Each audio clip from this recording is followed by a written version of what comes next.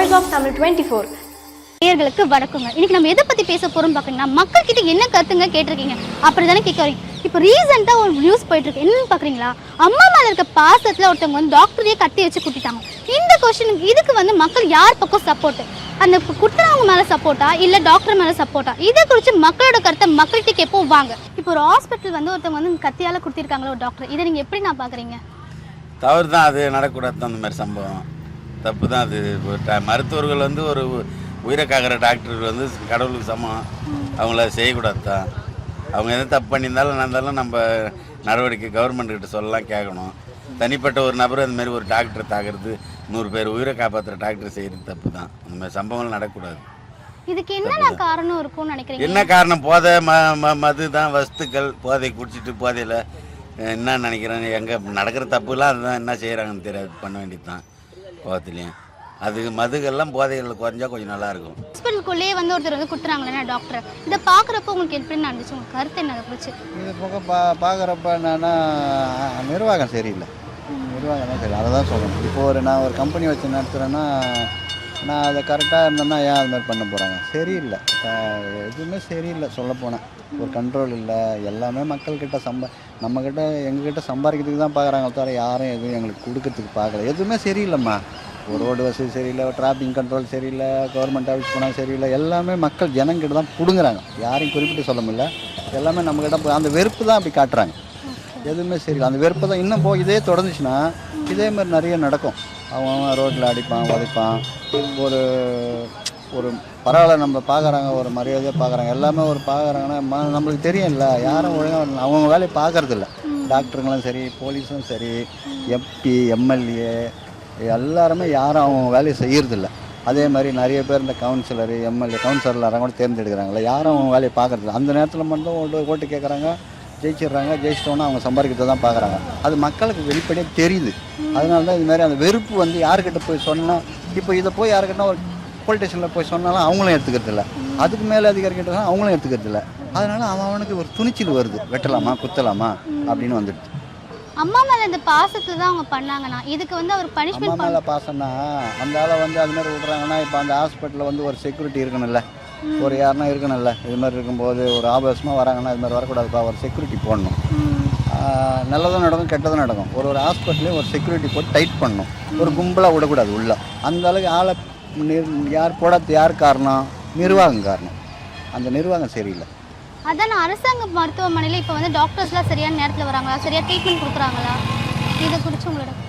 அந்த மாதிரி பண்ணால் ஏன் ப்ரைவேட்டுக்கு போக போகிறாங்க? காசு இல்லாததுனால தானே இப்போ கவர்மெண்ட் ஹாஸ்பிட்டலுக்கு போகிறாங்க. வராங்களோ வரலையோ, நான் என்ன சொல்கிறேன்னா, என்னுடைய கருத்து, சொந்த கருத்து, யார் எது வேணாலும் சொல்லிட்டேங்க. கவர்மெண்ட் வந்து ரோடு ஒழுங்காக போடணும், ஹாஸ்பிட்டலை ஒழுங்காக நடத்தணும். அது கவர்மெண்ட்டுக்கு போகிறாங்களோ ப்ரைவேட்டுக்கு போகிறாங்களோ ஏழைங்க வருவாங்க, இல்லாதப்பட்டவங்க தான் ஹாஸ்பிட்டலுக்கு வருவாங்க. அரசாங்கம் வந்து எந்த அரசாங்கம் இருந்தாலும் யாரையும் நான் குறை சொல்ல. எந்த கவர்மெண்ட்டு எந்த சிஎம் வந்தாலும் 3 வேலையை தான் பார்க்கணும். ஒன்று விவசாயிங்களுக்கு முன்னுரிமை, 2 ஸ்கூலு, ஏழை பணக்காரன் எதுவும் பார்க்க. ஸ்கூல் பசங்க இருக்குல்ல, கவர்மெண்ட் ஸ்கூல், அந்த ஸ்கூலை வந்து நல்லா கட்டி கொடுக்கணும், ரோடு போட்டு கொடுக்கணும், ஏரிக்கெலாம் தூர் வரணும். இதை மட்டும் பண்ணால் போதும். இவங்க வந்து எதில் சம்பாதிக்கணுமோ அதை மட்டும் தான் முன்னுரிமை கொடுக்குறாங்க. இந்த ஒயின் ஷாப் நடத்துறது, வேறு எதுனா இந்த சர்வீஸ், இந்த ரிஜிஸ்ட்ரேஷன் ஆஃபீஸ்லாம் இருக்குது, அதெல்லாம் என்ன விலை ஏற்றி வச்சுக்கிறாங்க தெரியுமா? டபுளாக ஏற்றி வச்சுக்கிறாங்க. அதெல்லாம் எவ்வளோ கஷ்டமாகுது. ஒரு இடத்துல போய் பார்த்தா ஒருத்தரும் புலம்புறாங்க, ஆட்டோவில் போகிறவங்க. அதெல்லாம் வந்து ரொம்ப அநியாயம். அதுமாதிரி ஒயின் ஷாப்பு வந்து கவர்மெண்ட்டு நடத்தக்கூடாதுமா. அவங்க வந்து பண்ணுன்றது என்ன தெரியுமா? ஹாஸ்பிட்டல், கவர்மெண்ட் ஹாஸ்பிட்டலில் அது எல்லா ஜாதிக்காரும் வருவாங்க, பொது. அதேமாதிரி ரோடு எல்லா ஜாதிக்காரும் போவாங்க, எல்லா ஏழை பணக்காரம் போகிறது ரோடு. 3வது விவசாயிக்கு முன்னுரிமை கொடுத்து கடன் உதவியெல்லாம் பண்ணாங்கன்னா கவர்மெண்ட்டு, அதில் விளையிறது அவன் போக நம்ம தான் சாப்பிட போகிறோம். அது நாட்டுக்கு தான் சேமம். அதுக்கு உரிமை கொடுக்கணும், ரோடு வசதி போடணும், பிள்ளைங்களுக்கு ஸ்கூலை கட்டி கொடுக்கணும், ஹாஸ்பிட்டல், கவர்மெண்ட் ஹாஸ்பிட்டலில் நல்லா நடத்தணும். இது மட்டும் தான் கவர்மெண்ட்டு பண்ணணும். இந்த ஒயின் ஷாப்பு நடத்துகிறாங்களா, அது ரொம்ப ரொம்ப ரொம்ப ரொம்ப முட்டாள்தான். புரியணும். இப்போ வந்து அவருக்கு வந்து பனிஷ்மெண்ட் கொடுக்கலாம்னு நினைக்கிறீங்களா, கொடுக்க வேணாம்னு சொல்ல? கொடுக்கணும். அவனும் பண்ணக்கூடாது, இவங்களும் அப்படி பண்ணக்கூடாது. அதுக்கு ரைட்டுன்னு சொல்ல வரல. அது என்னன்னா, அது அந்த மாதிரியும் வந்து துணிஞ்சே வந்து ஒருத்தர் அவங்களும் படிச்சுட்டு பாவம் வந்திருக்கிறாங்க. அவங்களே வந்து அவனும் பண்ணக்கூடாது, இவங்களும் அப்படி பண்ணக்கூடாது. இது 2 பேரும் தடுக்கிறது யார்? செக்யூரிட்டி. அந்த ஹாஸ்பிட்டலில் செக்யூரிட்டி போடாததுக்கு காரணம் யார்? அரசாங்கம். அதுதான் அரசாங்கத்துக்கு தான். அந்த அரசாங்கத்தை யார் நடத்துகிறாங்களோ அவங்களுக்கு தான் இந்த தண்டனை கொடுக்கணும். அது மாதிரி இன்னொன்று சொல்லிடுறேன், கண்டிப்பாக போடுங்க. இப்போ வந்து நிறைய ரோட்டில் வந்து மோட்ரு நடக்குது. இப்போ ரோட்டில் ஒரு லேடிஸை பிடிக்கிறதோ, ஒரு செயினாக இருக்கிறதோ, ஒரு வெட்டுறதோ குத்துறதோ நம்ம பார்க்குறோம், டிவியில் பார்க்குறோம், பேப்பரில் பார்க்குறோம். டைரெக்டாக இவன் தான் வெட்டுறான், அவன் தான் கத்தியால் வெட்டுறான், இவன் தான் செயினாக இருக்கிறான் நல்லா அந்த கேமராவில் தெரியுது. சில இடத்துல அந்த காலத்துலலாம் கேமரா இருக்காது. இந்த கேமராவில் தெரியுறதே வந்து மறைச்சிட்டு இதுக்கு மேலே சாட்சி என்ன வேணும்? அதுக்கப்புறம் இந்த வக்கீலுங்க வாதாடி அவனையே அவன் பண்ணலைன்ற மாதிரி வக்கீலுங்க பண்ணுறாங்க பார்த்தியா? அது ரொம்ப தப்புமா. பணத்துக்காக பண்ணுறாங்க. ஒருத்தனை வெட்டுறான்னு ரொம்ப கஷ்டமாக இருக்குது நம்மளுக்கு. ஒரு டாக்டரை வெட்டினாங்க ஆழ்வார்பேட்டில், 18 வெட்டு வெட்டினான். ஒரு டாக்டர் அவர் ஸ்பெஷலிஸ்ட் டாக்டர், பில்டர்த் ஹாஸ்பிட்டல் டாக்டர். அவர் ரொம்ப நாள் ஆயிடுச்சு, ஒரு 6-7 வருஷம் ஆயிடுச்சு. அவரை வெட்டினாங்க. இவன் தான் வெட்டுறான்னு நல்லா தெரியுது. அவனுக்கு என்ன தண்டனை கொடுத்தாங்க? தூக்கா கொடுத்தீங்க. அவனை பிடிச்சி போட்டு உள்ளே எதுக்குமா சாப்பாடு? நம்ம நல்லவங்க உழைப்பு தான் அவனுக்கு சாப்பாடு கொடுக்குறாங்க. பதிலுக்கு பதில் அவனை கொலை பண்ணிவிடுங்க, சாவடிச்சிடுங்க. அவன் தான் வெட்டினான்னு க்ளீனாக தெரியுது இல்லை, அப்புறம் எதுக்கு வக்கீல் வச்சு வாதாடுறீங்க? அவனுக்கு தண்டனை கொடுக்கணும். அந்த மாதிரி நம்ம நாட்டில் அது மாதிரி கொடுத்தா தான் அவன் தப்பு பண்ணுறதை திருத்துவான். இல்லைனா இது நடந்துக்கினே தான் இருக்கும் மேடம். கூலிப்படை வளரும், இந்த மாதிரி தப்புலாம் பண்ணுவான். ஓ இது மாதிரி பண்ணால் இந்த தண்டனை கொடுப்பாங்க அப்படின்னு அவன் பண்ண மாட்டான். இது பண்ணுறது அரசாங்கம் தான் முழுக்க 100% அரசாங்கம் பண்ணுற தப்பு தான் இது. இந்த டாக்டரை குத்துனது கூட அரசாங்கத்துக்கு தான் தண்டனை கொடுக்கணும். இந்த மாதிரி மருத்துவமனைக்கு போயிட்டு சரியா மருத்துவம் பார்க்காம ஏதாவது உங்களுக்கு ஏதாவது சூழ்நிலை நடந்திருக்காங்க? ஆமாம் பேசுகிறாங்க சார், பேசுகிறாங்க. கவர்மெண்ட் மரியாதை கொடுக்க மாட்டாங்க.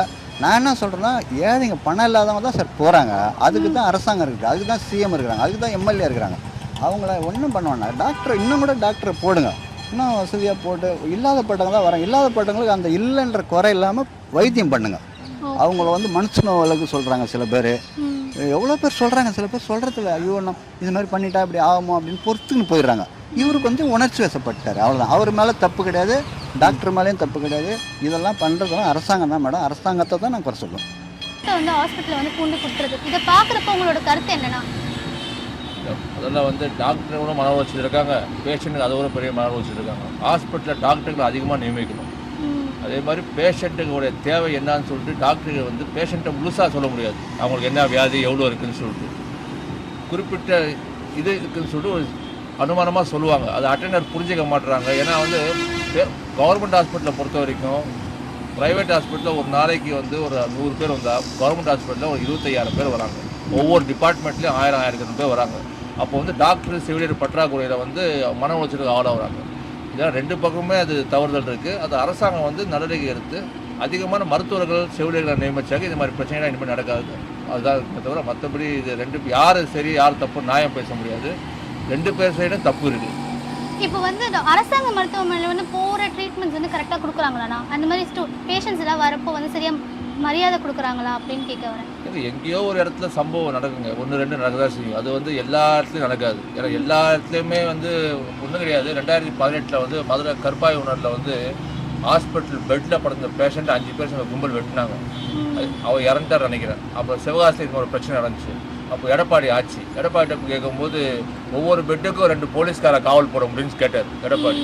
அதனால் இது அரசியல் பண்ணக்கூடாது. இனிமேல் இது மாதிரி நடக்கக்கூடாதுன்னு பார்த்துக்கணும், அவ்வளோமே தவிர இது யதார்த்தம். முதல்ல வந்து மருத்துவர்களை அதிகமாக நியமிச்சிட்டாங்க, அவங்களுக்கு மன உளைச்சல் குறையும். டியூட்டி மாற்றி இருந்தாங்க. இது மாதிரி பேஷண்ட்டை வந்து தனிமையாக பேசுவாங்க. ஆனால் டாக்டருங்க வந்து தனிமையாக தான் பேசி ஆகணும். ஏன்னா அவங்க ஒரு நாளைக்கு நிறையா பேஷண்ட்டை பார்க்குறதுனால கேள்வி மேலே நம்ம பேஷண்ட்டுங்களும் வந்து ஒரு 2 கேள்வி கேட்டு விட்டுணும். ப்ரைவேட் ஹாஸ்பிட்டல் எதுவுமே கேட்க மாட்டாங்க. ஆனால் கவர்மெண்ட் ஹாஸ்பிட்டலில் போய் ரொம்ப கேள்வி கேட்பாங்க, தகராறு பண்ணுவாங்க. இதெல்லாம் நடக்கும். இதில் வந்து அசம்பாவிதம் எப்பவும் நடந்துருது.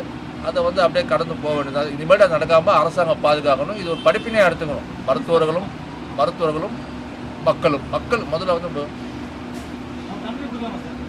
இப்போ கத்தியால குத்துனாங்கண்ணா, அவருக்கு வந்து தண்டனை கொடுக்கலாமா வேண்டாமாண்ணா? இல்லை, தண்டனை கொடுக்கலாமா வேணாமானாக்க ஏன்னா இல்லை அப்படின்னு சொல்லிட்டு செஞ்ச பிறகு எல்லாரும் சொல்கிறது தானே. செஞ்ச பிறகு எல்லாரும் செஞ்ச தப்பை நியாயப்படுத்துறதுக்காக நம்ம பேசுறது. அது வந்து அந்த டாக்டரை பார்த்து மன்னிக்கணும். ஏன் நான் வந்து கேஸ் தான் கொடுக்கல, கம்ப்ளைண்ட்டை வாபஸ் வாங்கிக்கிறேன் அப்படின்னு சொல்லிட்டு ஆக்சுவலாக இது சென்ட்ரல் கவர்மெண்ட் சட்டம் கிடையாது, ஸ்டேட் கவர்மெண்ட் சட்டம் கிடையாது. முதல்ல இருந்து சென்ட்ரல் கவர்மெண்ட்டாக ஒரு ஸ்டேட் கவர்மெண்ட் வேறு மாதிரி சட்டம் இருந்துச்சு. சென்ட்ரல் கவர்மெண்ட் வந்து எனக்கு தெரிஞ்சு 2016-18 சரியாக கவனம் இல்லை எனக்கு. ஏதோ புதுசாக ஒரு சட்டத்தை போட்டு தான் இது மாதிரி மருத்துவர்களை வந்து கொரோனா காலகட்டத்தில் நினைக்கிறாங்க. மருத்துவர்களை வந்து இது மாதிரி பிரச்சனை பண்ணாக்க கடுமையாக தண்டனை எடுக்கப்படும் சொல்லிட்டு சென்ட்ரல் கவர்மெண்ட் சட்டம். அந்த சட்டத்தை வந்து இவர் வந்து நான் இல்லை எஃப்ஐஆர் போடல, அவரை மன்னிச்சு விட்டுறேன், இல்லை சாதாரண தண்டனை கொடுத்து அவர் மன்னிச்சு விட்டுருங்கன்னு டாக்டர் சொல்லணும். அரசாங்கம் வந்து இப்படி தான் பண்ணி ஆகும். பாதிக்கப்பட்டவங்க என்ன சொல்கிறாங்களோ அதை தான் வந்து சம்பவம் தப்பு பண்ணவர் மேலே நடவடிக்கை முடியும். அது டாக்டர் கையில் தான் இருக்குது. டாக்டர் என்ன பார்த்து கொண்டு இருக்காரோ அதுதான் இருக்குது. நன்றி மேடம். நன்றி. நிறைய பேர் அவங்கவுங்க கருத்தை சொன்னாங்க. சில பேர் டாக்டர் சரி, சில பேர் அந்த நபர் சரின்னு சொல்லிட்டு இருக்காங்க. ஆனா இதுல யார் சரின்னு சொல்லிட்டு உங்களுக்கு இந்த வீடியோ பார்க்கும்போது தோணுச்சுன்னா அதை நீங்க மறக்காம கமெண்ட் பாக்ஸ்ல சொல்லுங்க. இந்த வீடியோ உங்களுக்கு பிடிச்சிருந்தா லைக் பண்ணுங்க, கமெண்ட் பண்ணுங்க, மறக்காம ஷேர் பண்ணுங்க, சப்ஸ்கிரிப்ஷன் பட்டன் போட்டு சப்ஸ்கிரைப் பண்ணி வச்சுக்கோங்க. நீங்க பார்த்துட்டு இருக்கிறது voice of Tamil 24. Like, share and subscribe.